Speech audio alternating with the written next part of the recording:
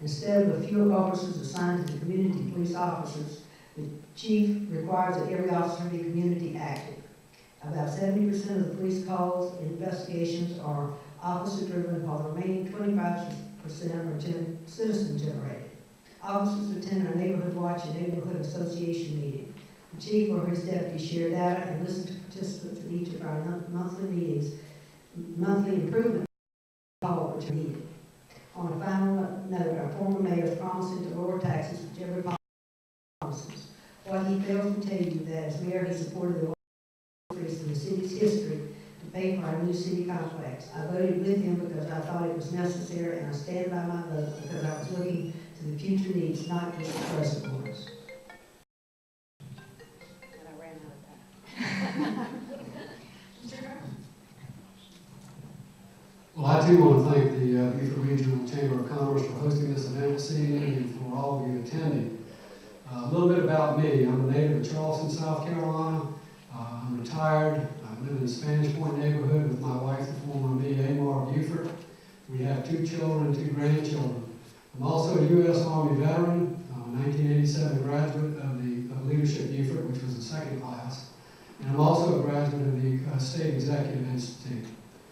Well, why am I running? Well, I consider it a civic duty, number one. But number two, I believe that the citizens of Beaufort want council members who are going to address and solve the problems facing the community, but also be good stewards of tax dollars.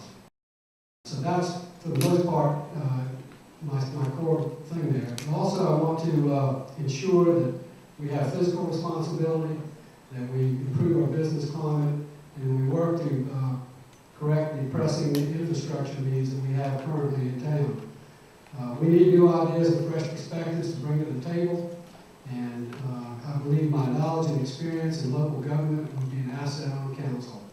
Thank you. All right. Ready for me? Yes, Mr. Murray. All right. Well, I want to thank all of you for coming out and taking some time on a Thursday to be with us. I'm often frustrated at civic events and engagements where folks don't turn out, but yet complain about what's going on in local government. So thank you for being with us tonight. I also want to thank a couple of my favorite organizations, Beaufort Regional Chamber of Commerce, led by Ms. Williams, and our board of director chairman, Mr. William Church up there. Thank you guys for all that you do for this community. And the Lowcountry JCs, of which I'm a charter member. We're doing some really great things in this community, and about 10 other organizations, the Beaufort Gazette, so thank you, Gina, for being here. I hope by now you all sort of know who I am and where I come from. I'm a Beaufort native. I grew up here in Beaufort, and for the last 2 months I've been going all over town, talking to lots of folks and having conversations about their thoughts on the city and my thoughts on the city. And I'll be very candid and tell you that when I filed, I wasn't 100% sure that I was ready for this job. But after over 2 months of talking to folks and sitting in people's living rooms and going to neighborhoods all over the city, I can tell you with absolute certainty that I'm ready. And I would love the opportunity to be your city councilman. And I think in some ways I've been training for this job almost my whole life. Being born here, having family here, I have a strong sense of responsibility for this place, that we take care of it and that we promote it for the future. I think that through Leadership Beaufort, I learned that we have hundreds of volunteers that work in this community every day, guys like Bill Boodle, that make this place how special it is, and that we all have to participate to do our part. Through the Chamber of Commerce, when I was there, I oversaw the Military Enhancement Committee, the Tourism Operation for Northern Beaufort County, the Education Workforce Committee, the Economic Development Committee. And so that gives you some really good insights on the inner workings of this community and our strengths, and I think more importantly in this job, our weaknesses. So I think that'll give me a good primer. As a volunteer ghost for Kappa, I learned that large grown men will often hide behind their girlfriends when scared. I've been a USCB Ollie instructor a couple of times. I've been a Choices instructor in Beaufort Middle School. And so I believe I have a pretty good idea of where we've come from, where we are currently, and where we go. And I think with my business background, it makes me proactive, effective, good at managing finances, and I hope on Tuesday, November 4th, you will agree and give me your confidence by giving me your vote. Thank you. Thank you all very much for coming. I've always had a very good relationship with the Chamber of Commerce, and I look forward to that continuing. I served on 3 BRAC commissions, the first of which was, I think, in 1990 or 91, and we've had great success in each of those efforts, always bringing more jobs to the city following the effort. So I think our relationship's been good. I look forward to it continuing that way. There are some things that the city's done very, very well recently. Suggested they haven't. One in particular that I like is the bike race that was brought to town. I thought it's a great idea. We've worked on some other of those kinds of efforts, but we need to work on more. So to speak just for a moment about what Donnie has said, what always gets lost, Mr. Murray has talked about this, the City Hall, and Donnie repeatedly as well. What always gets lost in this discussion, or in what I would say the demagoguing of this issue, is that the voters voted 2-1 in 2005, I think it was, to fund the City Hall complex. It was a special election, and there were multiple pictures of what the complex was, and there was a long process that went into it, and the voters wanted it, and incidentally, these are the same voters who you're asking on Tuesday to vote for you. So I don't have anything to apologize for there, and those of you who have long memories can remember back perhaps to the Taj Mahal issue when the county councils, or the county complex was called the Taj Mahal. Nobody says that anymore because it's full and they're renting space elsewhere. So anyway, I don't have anything to apologize in what I've done here, and I would welcome the opportunity to talk at length about some of the things that we did during the days I was working here to bring in more jobs and to improve the economic climate here. We'll get into that later, though. Thank you. We're going to move on to the question section, and each candidate will have 60 seconds to respond to the question. We'll start with Ms. Beer, and the next question we'll start with Ms. Murray. So everybody gets, to be the first one to answer a question. Ms. Beer, the business community indicates that navigating the business license process is challenging. What steps would you recommend for improvement? Well, when I had started business back in the 1990s, it took me most of the day going to 3 different offices and having to write 3 different checks, one to the county and 2 to the city of Beaufort. That was confusing and upsetting. Now it's almost a one-stop shop. I cannot recommend any more improvements. From when I first applied to now, all the improvements have been done.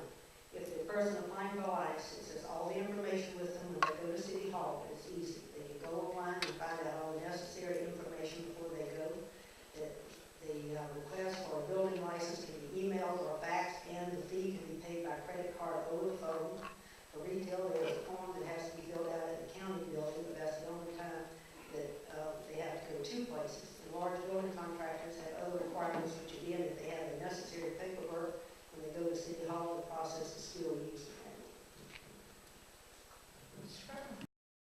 Well, the state has a website called South Carolina Business One Stop, where there's enough information there, everything regarding the state requirements.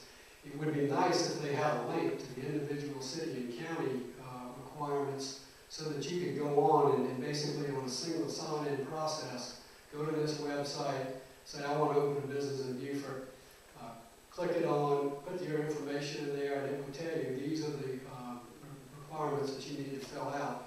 This website can populate all those forms that you need to have done with your information and electronically send that to the jurisdiction where you want to open your business. And I think that would streamline it, in my opinion.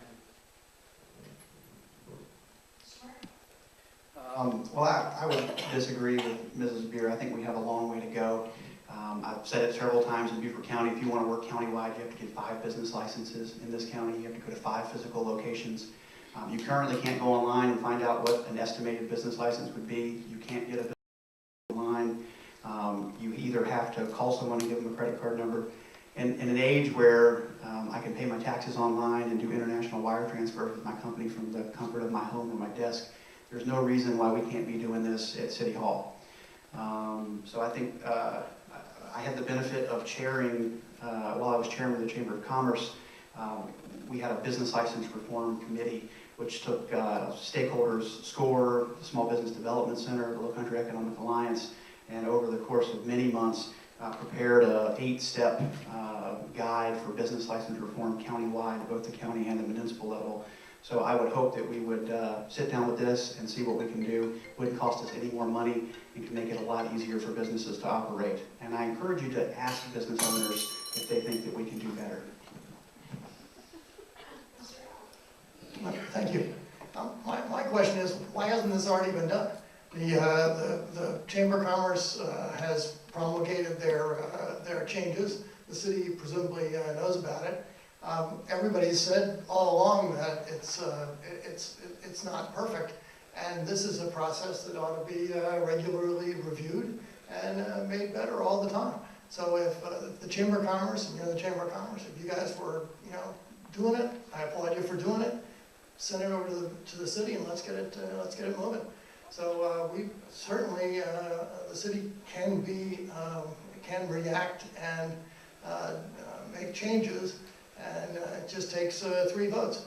So I'm for it. Let's do it. I thought what we were talking about in this question was the Red Lobster and the McDonald's and the 2 years it took them to get permitted. But let's get to that later. Next question, Mr. Cromer gets to go first. There's been debate on the enforcement of the noise ordinance downtown. What is your stance on the enforcement of that ordinance? Well, if you're going to have an ordinance, it needs to be enforced, otherwise you get rid of it. But I know there are exceptions allowed under the noise ordinance for special events. Nevertheless, there's going to be some friction, I believe, between the establishments located in the nighttime music district and nearby residents, and that friction will likely increase if you see more residential development in that commercial area. But right now, I believe that the current time frames, the audible distance, and the decibel levels are. So I would make sure that it is enforced. Well, I think it's important to understand where the business of the noise ordinance came from. It's about 30 years in the making that takes into account street preachers, leaf blowers in the morning, and the downtown entertainment district. I think it's important that our businesses downtown are supported and have the opportunity to make as much revenue as they can.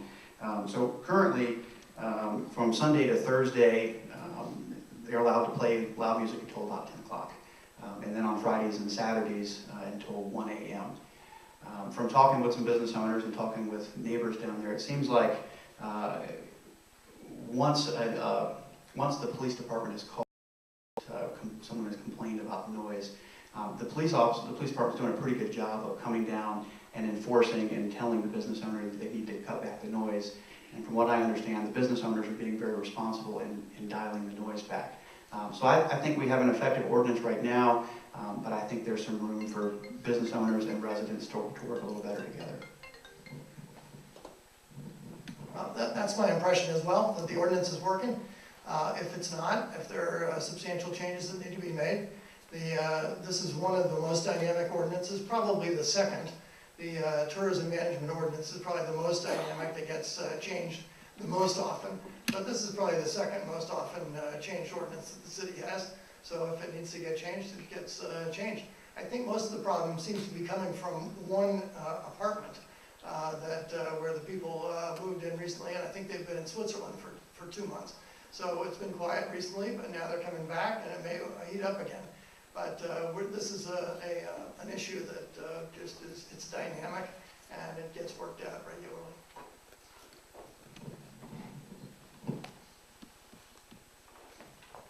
Well, I know that having nighttime entertainment is important to Bay Street restaurants. It's also a nuisance to those who live in the upstairs apartments and those who live on the water on Remote Road. Both the owners of the restaurants and the citizens deserve a solution, but I do not have one. The noise ordinance should be enforced, but by revisiting it, we might be able to make it more palatable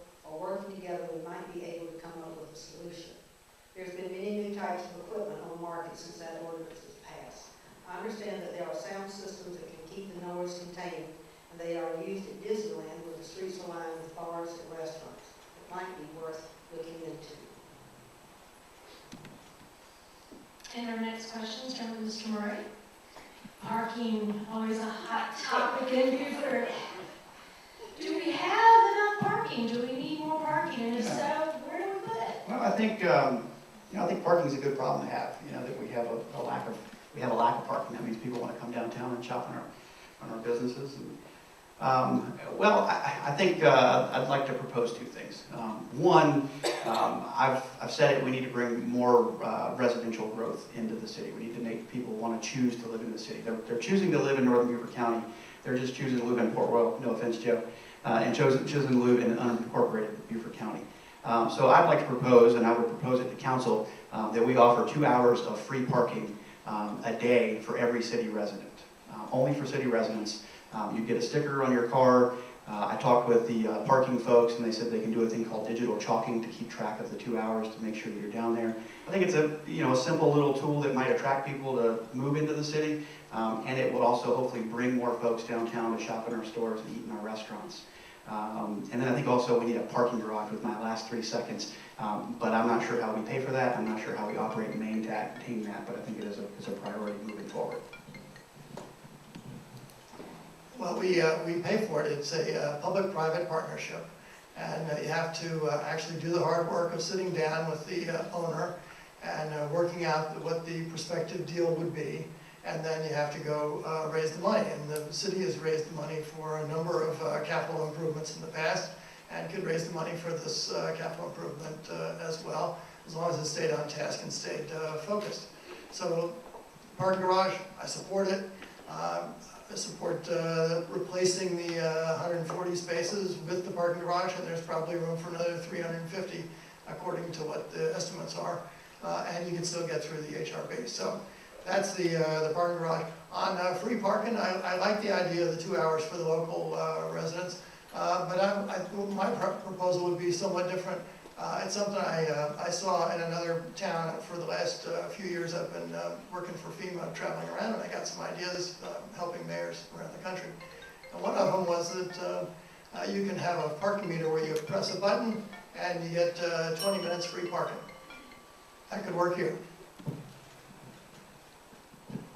Parking downtown Beaufort, this problem has been since 1937, and the first parking meters were installed at the request of the businesses. It seems like some employers and their employees were taking up all of the free spaces.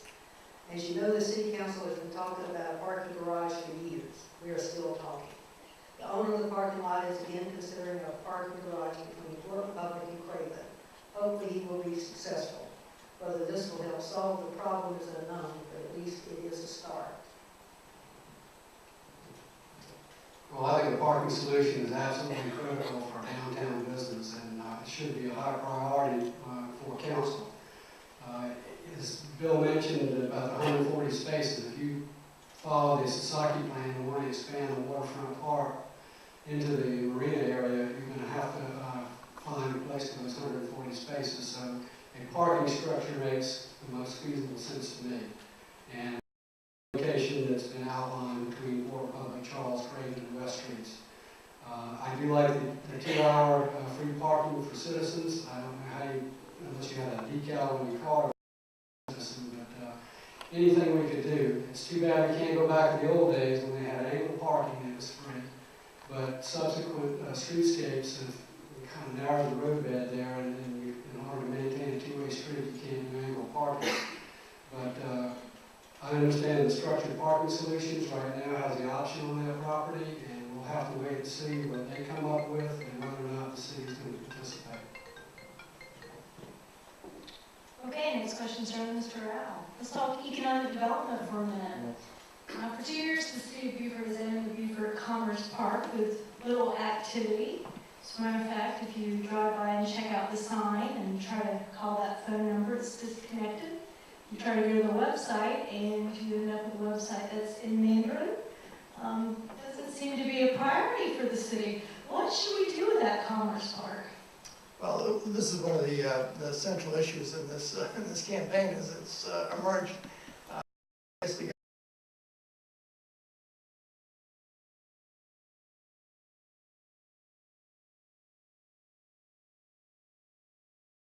census count. Now, why do I say that? In the last month and a half, I've walked in every neighborhood of this town. There are very few empty houses, and yet there are many more new houses. There are many more new houses in the islands of Beaufort. There are many more new houses stores. And there are people living in these houses. There are a few empty ones here and there. So I don't believe that the population went down. I think there was the enumerators came on a day when when a squadron was not here, or something strange happened at the air station, and it would have warranted a recount. And by the way, we lost money. If we didn't get counted correctly, we lose money in state shared revenues. So there's money at stake here.